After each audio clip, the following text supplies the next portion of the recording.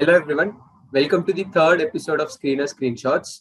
So recently we have made several add-ons to the corporate announcements tab in the company's page.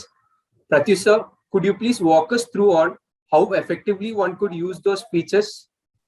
Hi, Kaushik. Thank you. We recently added this feature for announcements. So if we go on any company's page and go to this document section, here we used to only see the recent announcements, last five announcements. But now, so like we still see those last five announcements, but we have added another feature of this important. So like in important, it will filter down the announcements which are not ordinarily made by the companies, which are not recurring in nature. For example, in this case, we can see that it shows us about the expansions, new capacities, commercialization of the particular plant, hiring some brand ambassadors, campaigns, QIP placement. So like this filters out much of the noise and gives us more relevant updates. We can also use the search feature. This is also pretty powerful. So like if we want to see all the presentations, so any presentation, or let's say we want to search for expansions. So all the announcements related to expansion, commercialization of projects, anything that we want to search, we can search using it.